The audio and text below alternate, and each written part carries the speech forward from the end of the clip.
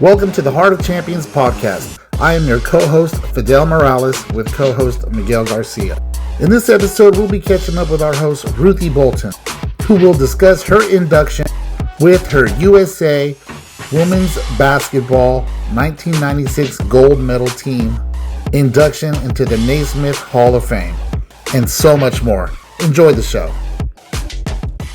What's up, y'all? Hey, what's up? How have you guys been? How's everybody doing today? I'm doing great. Hey, I'm feeling good. Sun's out and the guns are out. Guns are out. Let's So go. I got to work on them a little bit. But yeah, you know, hey. Guns are out. That's right. That's right. Heart of Champions podcast 2026. This is the first one. We're getting caught up. You know, we're going to go talk about what's happening with our hostess of the mostest, the one, the only, mighty Ruthie Bolton. What's happening? Man, it's so good to be with y'all, Smooth. Welcome back. It's good to be back, man. Hey, sometimes, life gets busy. But the only thing about it, when you don't see me, I'm still somewhere making a difference. I'm somewhere empowering and just, keeping it moving, as they say. Right. That's something that I always known about you, Ruthie, is that you are always moving and shaking and making a difference in somebody's life. So, man. I got to. Hey, that's what I do. Yes. It's always game time somewhere. Game time somewhere, baby. That's what I do. That's right. I love I it. always, when I played the game of basketball, I always wanted to change the game on the court. So I'm always trying to be a game changer off the court. Yeah, absolutely. And that's what this podcast is all about, right? Mm-hmm. The Heart of Champions, making moves for the people that are going through trials, tribulations, and actually have seen the other side, right? Mm-hmm. The blessed part of going through all that, right? Because a lot of people go through trials, they go through hardship, they go through the bad times, and some people get stuck there, right? And that's where, this podcast is near and dear to my heart, because it's just about pushing through and pushing forward and making a difference. And that's what, Ruthie, that's what you're all about. That's what me and Fidel is all about, just making a difference in people's lives, the people that we touch, the people that we care about, and the people that we don't even know, right? Or we could make that impact, right? Yeah, it's important. And I was just trying to explain to someone what the podcast was about. Yeah. And I said, just call Heart of a Champion, because I want people to see in all of our guests, not just the superficial, but what really move people, the stories that move people, what make you a champion. Yeah. Not just by the superficial things, but on the inside, what move people. And for example, Larry's story, about just what he's went through. And obviously he was a phenomenal football player. Yeah. But being able to just, what he's dealing with MS and still wake up in the morning, smile. Yeah. Like someone need to hear that story to be inspired. There's someone that used to run, extremely fast, and now they are dealing with MS, and so he inspires me every time I hear a story. He's inspired me. Man, he's definitely inspired me. Pushing through every single day, even to today, I remember he said I do 100 push-ups, exactly, sit-ups every single day. That's wild, man. That's wild. So I hats off to him. He's finding a way. He's rising above. Yeah. Whether faith over fear, or he just finding a way. And to me, just those stories like that, it's just like, how do you persevere? Because people go through things. Mm-hmm. How do you create a landing zone for that? Mm-hmm. How do you be able to get on the other side? Because on the other side of it. So really, with this podcast, it's just to remind people, like, hey, you know what? Just hang in there. Yeah. It's greatness, success, or victory awaits you if you just persevere and lean in. Oh yeah. Absolutely. There's me in a new year. There's a lot of stuff we want to talk to you about. A lot of stuff. Yeah. And, I'm just going to kick it off with the big, what they say, the big elephant in the room.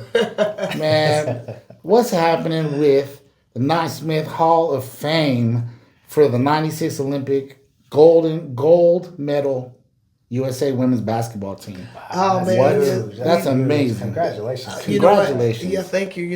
They just had the Final Four. Obviously, the Bruins won it, beat my South Carolina, so... Gamecocks, but we were there, and I was there with my kids, and they made the big announcement the day of the championship game. Wow! Is that we're that our 1996 Olympic team going into the Naismith Hall of Fame? What? And even though I've been in for other Hall of Fames, but the Naismith is huge. It's next level. It's next level, and I'm thankful. And I say it humbly, it's about time. Yeah. But 30 years. But what we did in '96 changed the narrative of women's basketball. Yeah, you changed the game. They changed the game, Forefront. And that's why I feel like the women, the college basketball, WNBA, are experiencing what they are now because of what we did. And to me, have been one of the legendary players that laid the foundation, but also to be able to share the stage once again with my teammates, Lisa Leslie, Dawn Staley, Jennifer Azzi, just the whole nine. I'm excited about just being able to just reflect back in history a little bit and to be able to say, you know what, man, we did that. In 96, we sacrificed so much. And from a financial standpoint, we actually, for a whole year, to be away from our families and play ball, we got $50,000 for 1 year. But look at what the game is doing now. But it's okay because the game is supposed to evolve. So I'm excited about it. I'm excited where the game is going. But to be in the Naismith H.O.F is it's going to be an amazing honor. That's amazing. That's awesome. Yeah, with all the successes today with women's basketball is not even happening without what you all laid down. The foundation. Oh, yeah. That's huge. Yeah, you were the front runner and still setting trends right now. Trying to, even man. until today. So 30 years later, still setting them. Trying to. When I get with my teammates, they always call me, they always got jokes because I'm from a big family and they call me Preachy Ruthie. But I feel like I'm a huge community advocate. I want to use this platform that I've been given to really inspire. It's something about gold medals, and when people see gold medals, they're like, "Oh my God, you must!" It wakes people up, and so I want to be able to use that platform to empower and to validate. And to think about it, if all the things we've done in '96, the gold medal and being able to receive this the Naismith Hall of Fame, if we're not impacting lives, what are we doing? What are we doing for this platform? So as I travel the world and I speak to over thousands of kids a year, I always tell them, I said, listen, when I'm done speaking, if you think about this moment tomorrow, next week, if all you can remember me is that I played basketball, then I fail you. Basketball is fruits of my labor, what we've done, but the platform is huge. Yeah. And I want to use this Hall of Fame platform to do even more. Yeah. I would say, call it overtime. Well, let's talk about doing more. Let's talk about family. Let's talk about leaving a legacy, right, and putting it down. So let's talk about your book, 12 Sisters, 12 Challenges, and 12 Triumphs. Yeah, it's like this. Talk to us about the book. Well, having 11 sisters and 8 brothers from a family. I wanted to do another book of women empowerment, and I wanted to do it with my sisters, and it was tough at first. They didn't want to do it because a lot of them said, "Why they want to hear from my story? What do I?" They felt like they didn't have anything to say. But I knew my sisters had powerful stories. They have powerful stories, and one of the reason I wanted them to be a part of this project with me because this is more than just by selling the book. It's a movement. Yeah. It's a tale of courage, resilience, and sisterhood. Wow. Since we came out, we did a Kindle in October, and we haven't officially done a launch for this book yet. Wow. Okay. Well, we've had a few little small things, but so many. We've got so much feedback from women saying, "Oh my God, you changed my life. Oh my God, I want to do my own book." Wow. And that's what we want to do. We want to give other women permission to tell their story. Yeah. Other women permission to meet their I am. Says, your I am is waiting on you. Yeah. What is that I am? I'm strong. I'm mighty. I'm resilient. I'm enough. And every woman has one. And so, to me, just the experience I've had so far with the women that have read it. Yeah. And we created book clubs in New Hampshire, book clubs in Connecticut, and a lot of women have come together and said, "Man, this book has inspired me." Wow. And this is only just the beginning. Wow. And so my sister now is starting to see, like, sis, I see what you were talking about. Nice. As they were telling their story, it created a storyboard. Things was just falling off like a caterpillar that becoming a butterfly.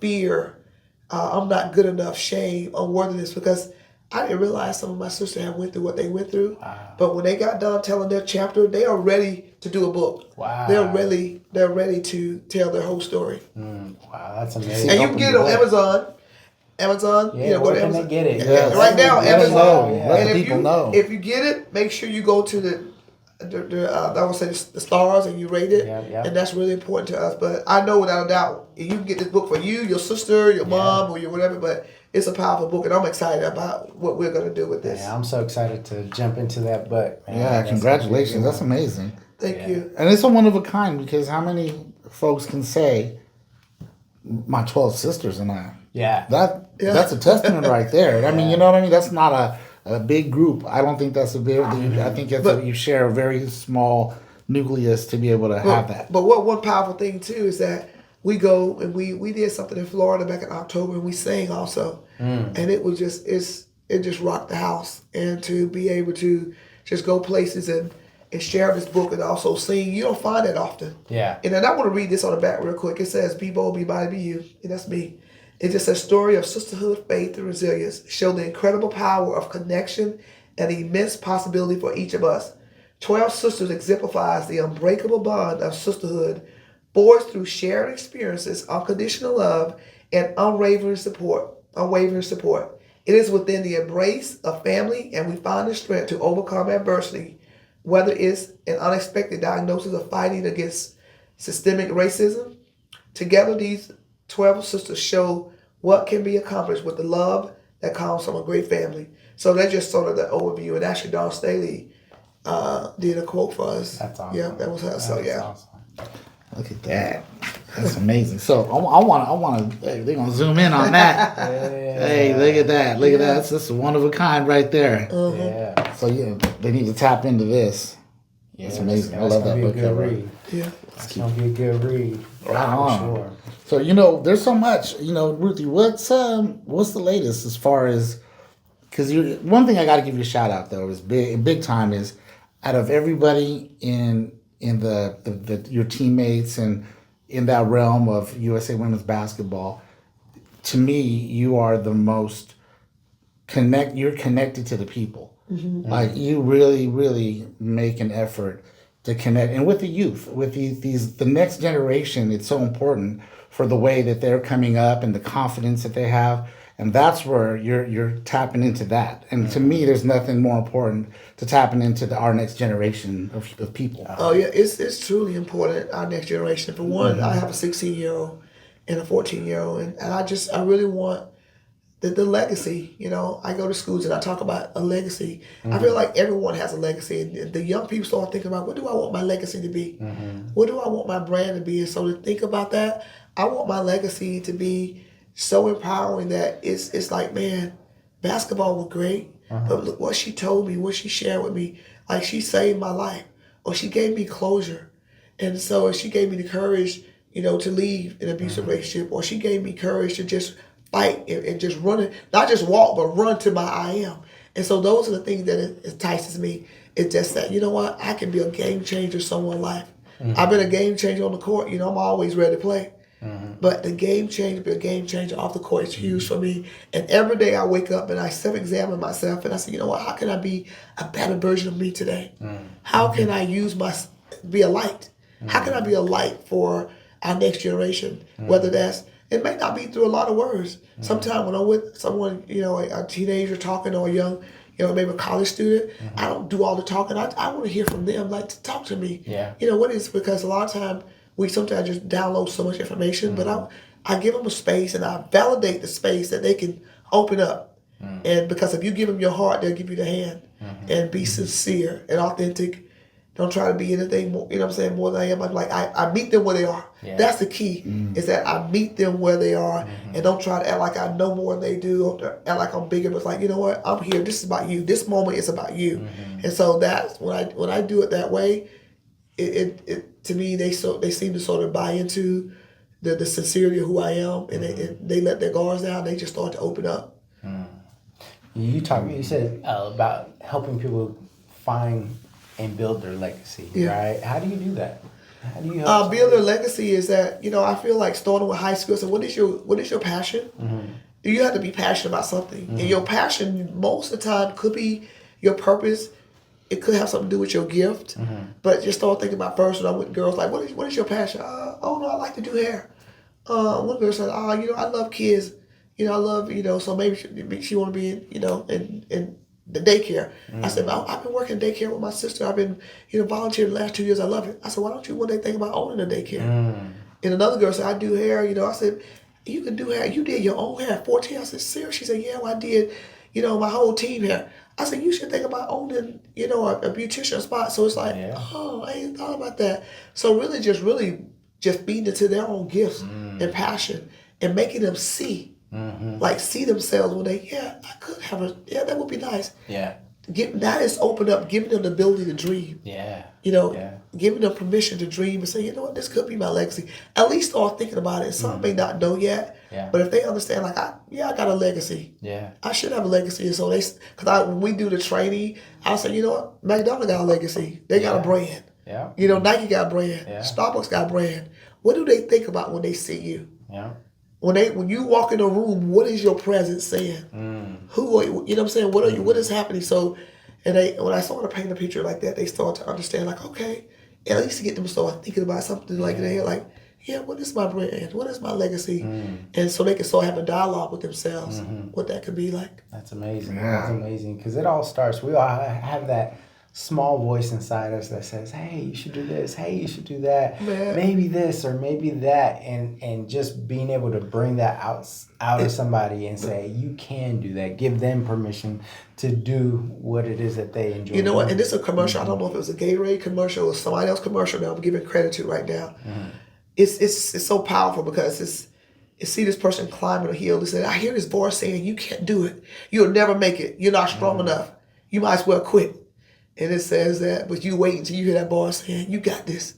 You built for this. Yeah. It's your time. It's game time. So I think that's a Gatorade commercial. But I think about that too, because you're going to hear these voices. Oh, yeah. But at the end of the day, you let it be your voice that you hear. Say, you know what? No, I'm not going to believe that voice. I'm going to believe, you know what I'm saying, to get them to start reshaping their belief system. Yeah. That they got to believe what people say about them. Oh, you're not good enough. Oh, you'll never go to college. No, your family went to college. Okay, but I want to go. Yeah. So you start telling yourself, I am going to college, and you write that down. Yeah. So giving them the permission, the power to control and be the director of their movie, of their life. Be that director of their movie. And if they start thinking about it, you might have some still don't get it, but there's going to be a lot of them that get it, like, thank you for start having me think outside the block and start understanding, think outside the box, but start understanding who I am and whose I am and how I can, persevere and meet my I am. Yes. That's fire. Yeah. That's fire. Ruthie, you are in high demand at events, as a keynote speaker, you name it. And you're at so many events and you're giving your time and spreading the love. Are there any recent events that you attended that you really, that touched you, that moved you? And with that being said, also, are there some upcoming people, partnerships, events that you're looking forward to? Well, a couple of things. About 3 weeks ago, I was Sacramento, Woman of the Year. Through let's go. Through Angelique Ashby. I think I'm saying her name right, but we did something. It was pretty quick. I was at the Capitol, and the only thing about that experience, I could not take my whistle in. What? Wow. They made me take it off and put it in a bag. I was like, no, they taking my power away. Because I would have blew this bad boy up in there too. I would have been kicked out. The girls said they quiet.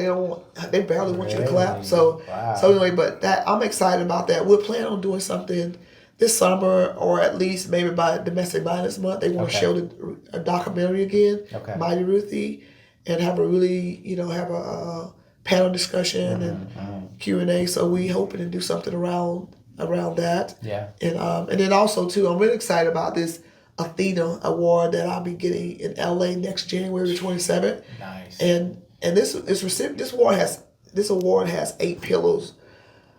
It's really talking about how women lead courageously, authentic, in collaboration. Women live with fierce, like a maverick. And that's what I'm saying, when you go down the road less traveled, but a maverick is a woman that say, you know what, there is no road, but I will make a road. Yeah. And so I felt like, oh yeah, that's me right there. I'm gonna cut down trees, bushes, but I'm going this way. So it really teaches how women lead, compassion, empathy, and so I'm honored to be receiving this award because I feel like I don't look at it and say, oh, okay, I'm so great. But what it does, it just really nudges me and pushes me to say, hey, you know what? Keep up the good work. Yeah. And it pushes me forward. You're on the right path. Yeah, to be on the right path. That's it.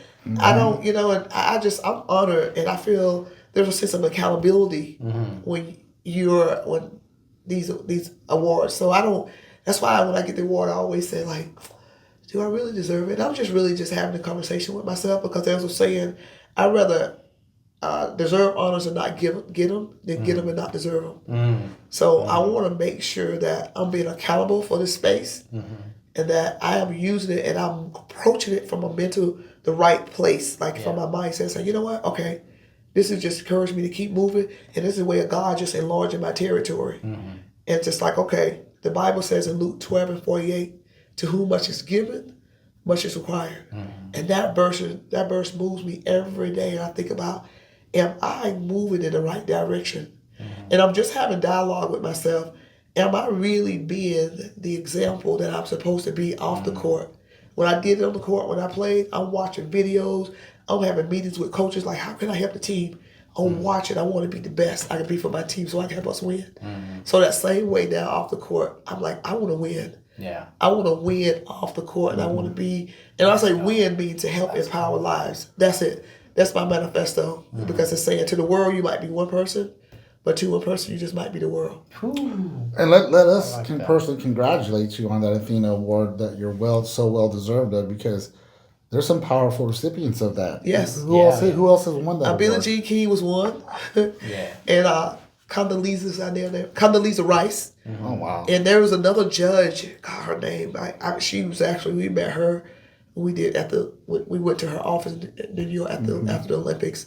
I can't think of her name, but some powerful ladies. They do a lot of. It's very well thought of, the awards with the recipients. Wow! And so they call them recipients, and I'm honored, like I said, to be even at the same table with people like them. So that's huge. But I just gotta I gotta just keep doing it. Just remind me to keep flexing and keep being the best version of myself. See, and these accolades are coming at you just from you doing you and you being you. That's right. That's huge. Yeah, that's amazing. That's amazing.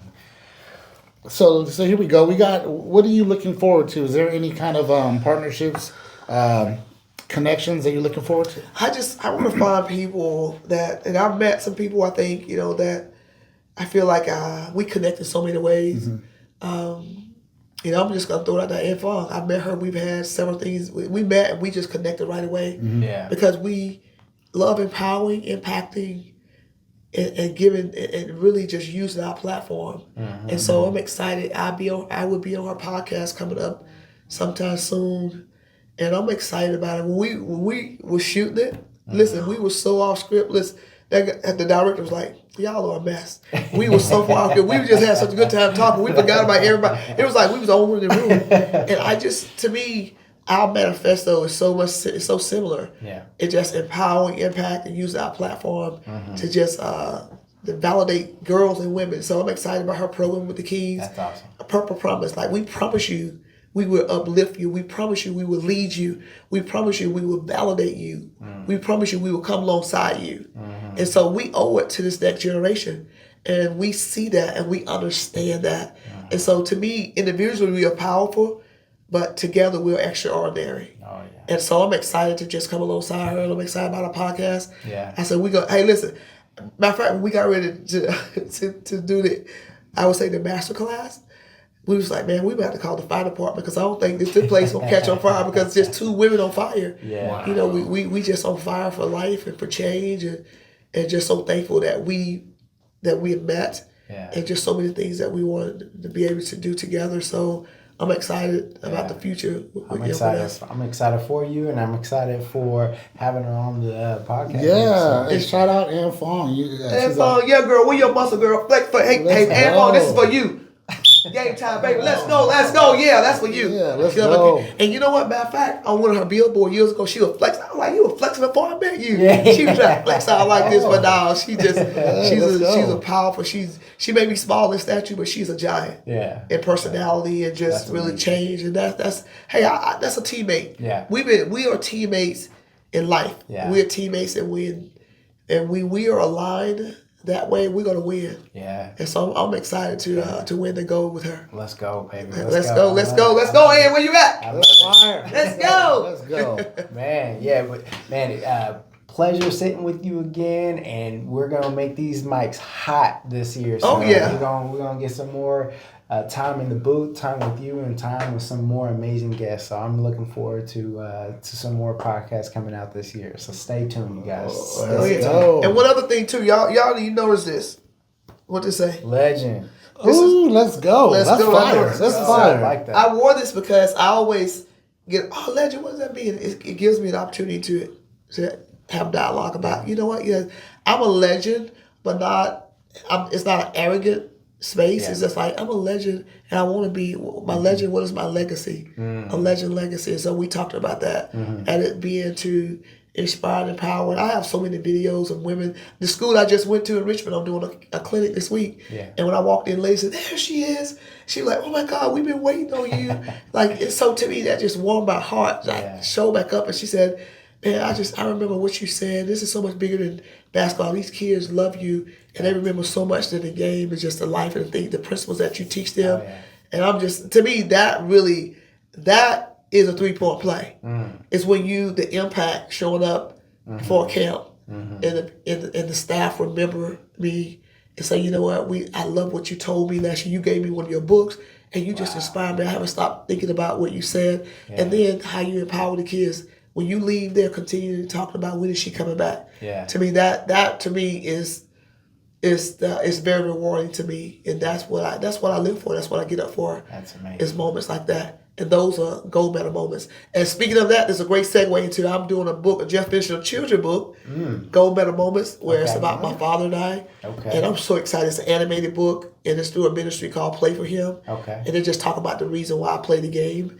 But also, it just shows my whole life. I used to wear this tank top with a star on it, and I was flexing. I've always wanted to flex, and that was still flexing. I wanted to wear that shirt like every day. My mom said no. I'm like, I felt like I was Wonder Woman in that t-shirt, in that tank top. But it's gonna be a really good book, and I'm excited about it That's too. Amazing. That's awesome. You should get a shirt with that young you doing that on your shirt. That'd be fire. That would be good. Yeah, that'd be some merch. Oh man, he said merch. Hey, I got some merch. Yes, okay. Well, we can't wait for that's going to be fire too. It was like I love the Ruthie, and you're a legend, and own that and take that title because you're the most approachable, authentic of the legends. Oh, thank so you. You're a real one. Thank you so much. Hey, I appreciate y'all. I got a question for y'all. What time is it? Game time. I can't hear you. What time is it? It's game time. One more time. What time is it? It's game time. Game time. Let's go, baby. Let's go. Yeah. Where you at, Miguel? Let's go. Hey. All right. Come on.